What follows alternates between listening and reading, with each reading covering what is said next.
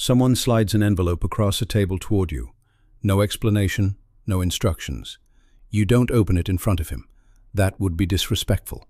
You take it home. Inside is a number, a monthly figure that is more than your current salary, more than anything your neighborhood has ever offered you through legitimate means. You sit with it for 3 days. On the 4th day, you go back. Your answer is already in your face before you say a word. The man across from you nods once. Someone pours sake. You drink. That envelope is level 1, and there are 8 more levels above it. Level 1, the candidate. You did not apply. Nobody applies to the Yakuza. What happened is that a man in an expensive suit has been watching you for approximately 6 months. He noticed you in a conflict outside a pachinko parlor in March. You handled it without panic. He noticed you return a wallet to an elderly woman in June. He noted the loyalty. He watched you with your people, the way you protect them, the way you take the consequences so they don't have to. He has been building a file on you, the way a recruiter builds a file on a promising candidate, because that is exactly what you are. The introduction happens in the back room of a restaurant that serves excellent noodles at the front. A senior member explains the structure, the obligations, the hierarchy. He is calm and specific in a way that feels like a job interview conducted by someone who could end your career by simply standing up and leaving the room. He tells you the first rule. Loyalty moves upward. Protection moves downward. If you are loyal to your superiors, they are obligated to protect you. If you are not, the obligation disappears. He makes this sound like a very fair arrangement. You go home with the envelope. You sit with it. On the 4th day, you go back. The answer is already in your face. Level 2, Kobun. The ceremony was not what you expected. No drama, no cinematic ritual. A room, a senior member. Sake cups. An exchange of vows that is simultaneously ancient and contractual. You swore loyalty. Your rank was given a name. You are now Kobun, a child of the family. Your first week is collections, not from enemies, from businesses, restaurants, construction firms, entertainment venues. These businesses pay a monthly fee in exchange for protection from other organizations and certain complications with permits and inspectors. Your job is to walk in, greet the owner with a warmth they return with the specific warmth of someone who has no alternative, receive the envelope, and deliver it to a location you are given each time. The tattoo starts in your 3rd month. Your Irizumi master, plain dark clothes, hands that move with absolute precision, begins the left forearm. Traditional Japanese style, hand needle, slower than machines, more permanent than machines. He tells you the pain is part of the point. At the end of the session, he wraps your arm and says something you will not forget. Once this is on you, there are things you can never do. Jobs, public baths. Most hospitals will treat you reluctantly. He says this completely without emotion. You nod. The choice was already made before you sat down. The needle already moved. Level 3, Wakashu. You have 3 junior members who report to you now. You manage 12 city blocks, 14 businesses, 2 entertainment venues, 1 construction company that wins government contracts through an intermediary the government prefers not to examine too closely. You handle the collections. You manage disputes. You report upward through a chain that extends far above anything you have personally seen. Managing territory means managing people. The business owners who pay, the freelance criminals who operate nearby and need to understand where the limits of their freelancing are. Most of this management is invisible.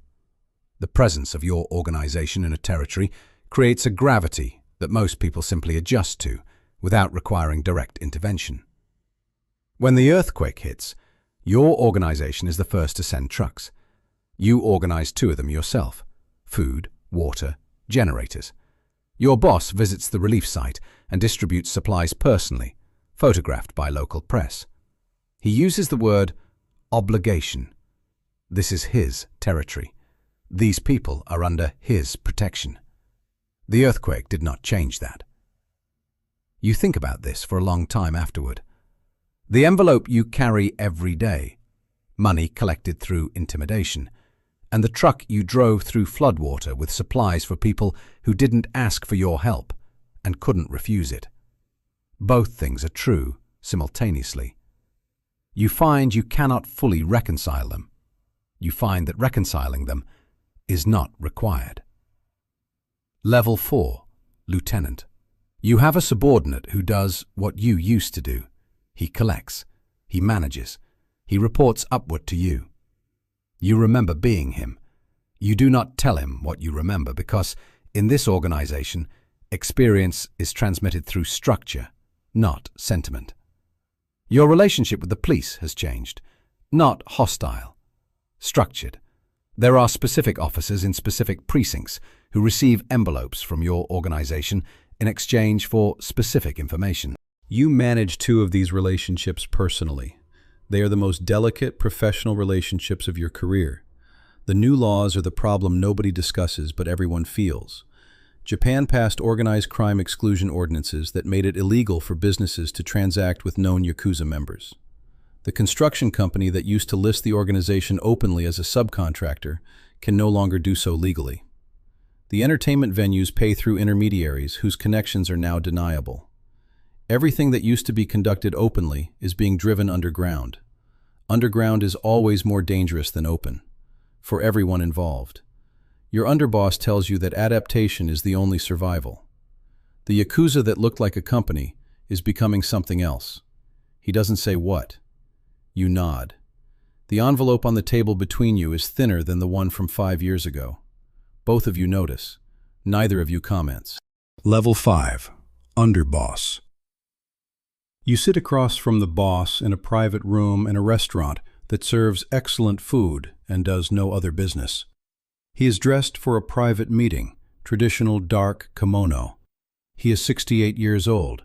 He has been in this organization for 46 years. He has the specific stillness of someone for whom everything external has long since stopped being surprising. He tells you the organization is entering its most difficult decade since the post-war period. Revenue is down. Membership is down. The intermediaries are becoming unreliable.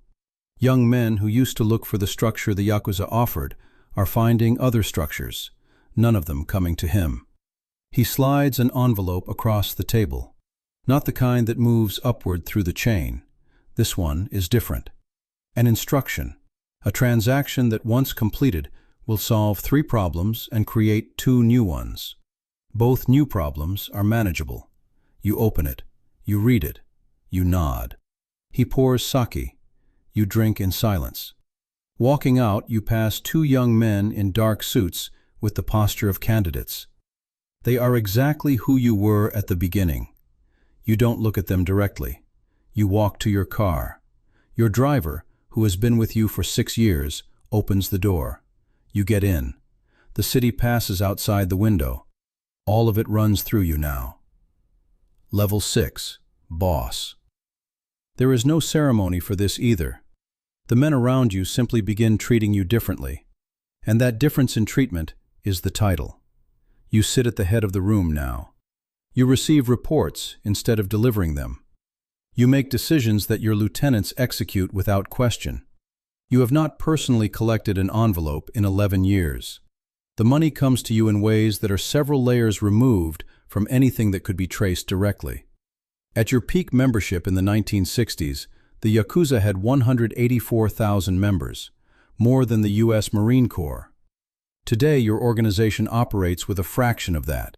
The laws worked in ways that decades of police raids never did.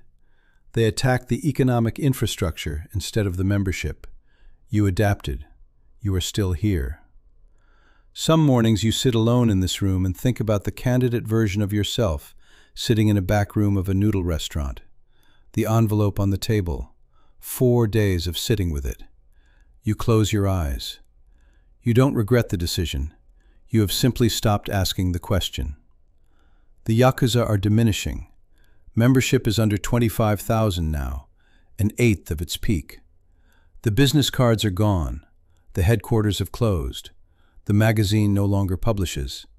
The era of operating openly, bosses giving press interviews, offices listed in police directories, is over. But the code remains. The sense of obligation, the structured hierarchy, the idea that loyalty moving upward creates protection moving downward. Those ideas do not die with the organization. They migrate into new structures, new arrangements, new envelopes that pass between men in dark suits in the back rooms of restaurants that serve excellent noodles at the front. The Yakuza did not invent the code. They gave it a name and a bureaucracy.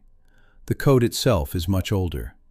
It will outlast everything the government has done to end it. The only question is what it becomes next. Subscribe. The next file is already sealed.